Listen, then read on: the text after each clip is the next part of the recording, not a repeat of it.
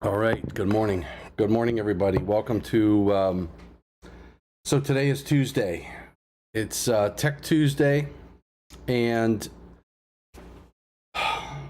there is a lot going on right now in many different forums. We have NFPA 70, the 2026 edition. We have task group meetings going on across many different code making panels. I'm heavily involved with code making panel 2 and 10. So I'm on task group work there. Today we're going live. I just want to let you know that we are going live today at 12:30 p.m. Eastern, and that's because we usually, this is IAEI News Live that we're going live on, so be mindful of that. We usually go live at 12 o'clock, but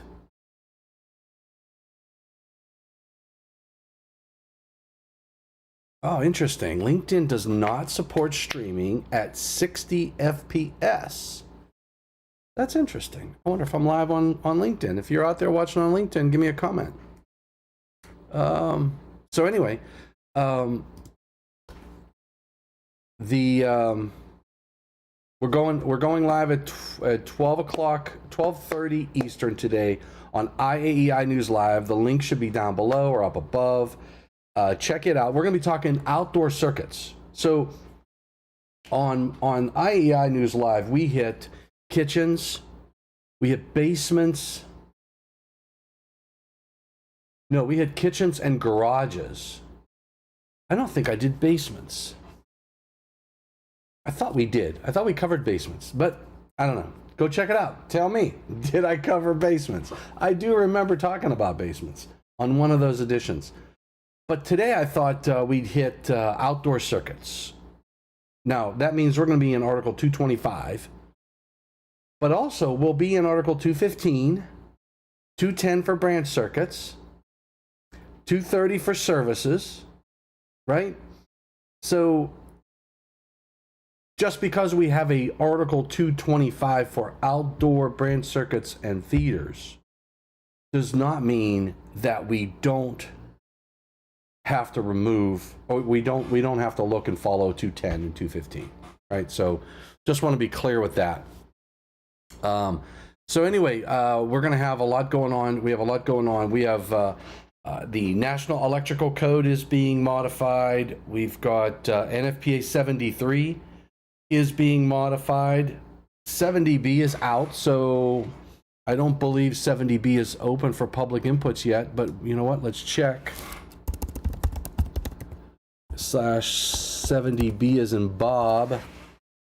Let's take a look. Standard for electrical equipment maintenance, and we go to next edition. Yes, you can submit a public input. And the closing date for public inputs on 70B for maintenance is January 4th, 2024. So 70B is now back, should be back on your radar. So if there's anything that you've learned, as you've heard discussions about NFPA 70B and all of the great things that document has to offer, as you've learned, this is what typically happens. We learn about a new product, a new standard.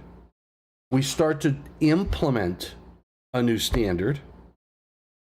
And then we start realizing the areas that we can improve that standard. So please, get your thoughts together on the requirements that are found in these documents, and go online and submit and get engaged. If you have some issues, please reach out to me, and I'll do what I can to help you out. So in any case, please get engaged. That's my biggest biggest message to you. So we're moving into the holidays, and we've got a lot of things going on. So keep in touch with the activities on 2026 Code Cycle. You can get engaged. You can get engaged with the code cycle. In fact,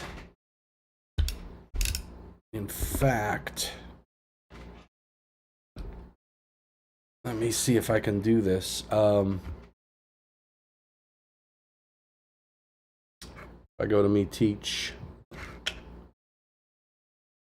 Nope. That's the wrong one. Let's do this.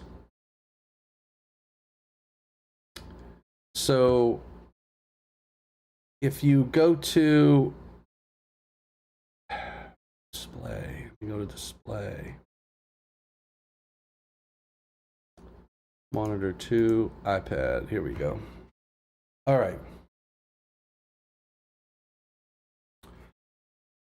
Let's do this. I'm going to get you over to I was just looking at, so I got up this morning and I was looking at the Pittsburgh Airport. Looks like the Pittsburgh International Airport is going through some changes. So if you're flying into Pittsburgh, it's not happening yet. They're just doing a preview of everything that's going on. But you will soon be able to get to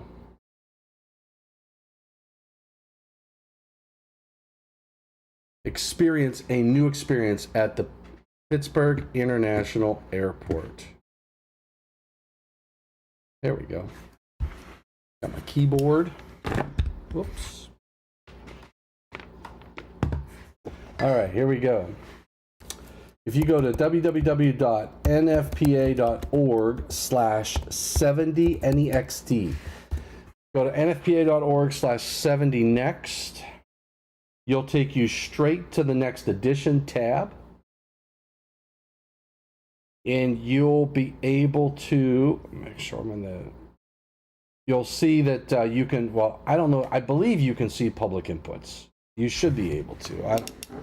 I don't see why you wouldn't be able to.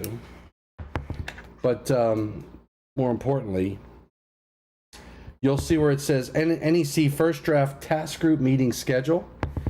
If you go hit on View, you can see all of the task groups that are currently going on inside of from an NEC perspective. So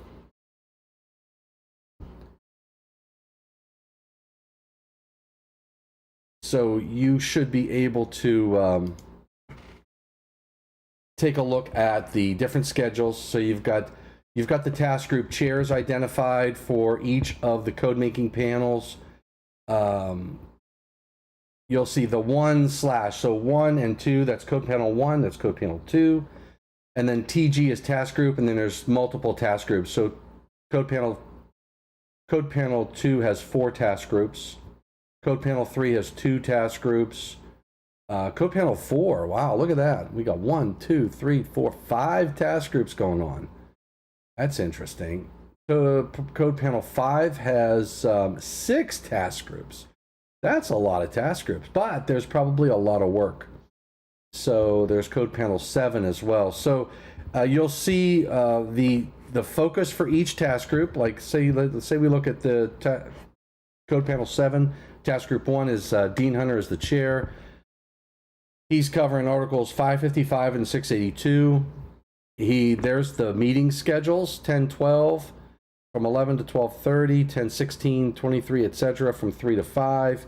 And then if you want to be a fly on the wall and listen to the debates, you can send an email to Jeff Sargent at NFPA. So these are all available on your when you log in, when you go into NFPA 70 nfpa.org/70next NEXT. So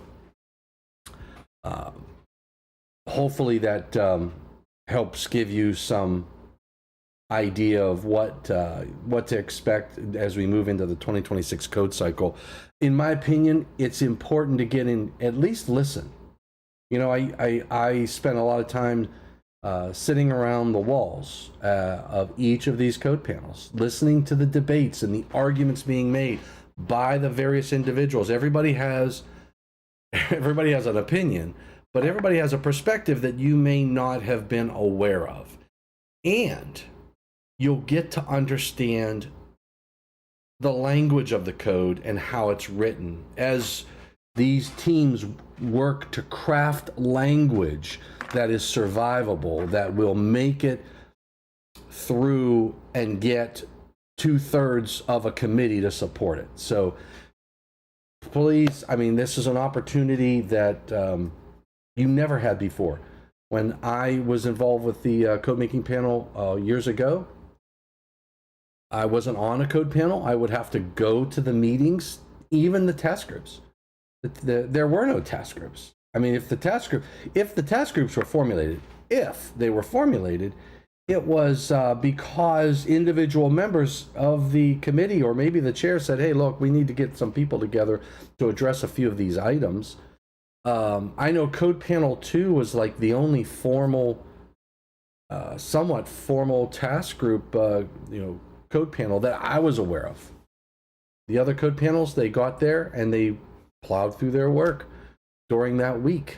And it was up to who was more prepared at the table to make the motions on each of the committees. And the way the work is, they will, once the task groups review the materials and establish a position, when it hits the table at the first draft meetings in January in Charleston, South Carolina, it will be a motion on the table and it doesn't need a second because we've got the committees, committee members that are pulling these things together. So it will be an automatic motion, whatever comes out of the task group. Now that doesn't mean that it will survive, right? So in some cases, the task groups are not compromised of just code making panel 2 voting members. So you have other interested parties who might be involved and be voting members on the task group, and that may weight that vote to a different area. So be mindful that anything can happen during the code panel meetings, but what's nice about the task group work is you get to, as the general public's perspective, not having to fly down to Charleston, South Carolina and sit around the room. You'll have your opportunity to be able to engage and listen. And if there's a topic you see on one of the code panels that you might be an expert on, you might have a lot of insight to help improve the code, you can ask the chair of the task groups, whichever task group that public input or group of inputs will be reviewed. You can ask the chair for time to speak and send your presentation. Make sure that if you have a presentation and whatnot, so you can engage. It's a public process, which is kind of a good thing, right? So and it's an opportunity to learn. My advice is, even you don't have to say a thing. You can go turn these meetings on. You can't record them. Please keep in mind you cannot record. No recording of any of the NFPA. I don't want to get you in trouble. But you can turn these on and listen to them. And even if you played them in the background while you were doing some work, listen. You may pick something up and learn something. So it's a great opportunity. I'm just sharing that with you.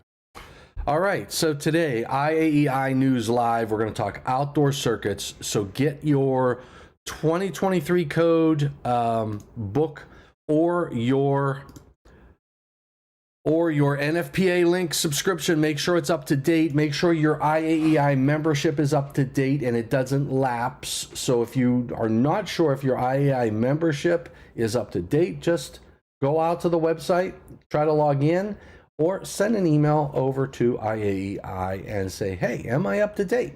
They'd love to hear from you. What else? I think that's it. I got to get on a call. Thank you for what you do for the electrical industry. Thank you for what you do for electrical safety. Remember to stay safe and please stay healthy.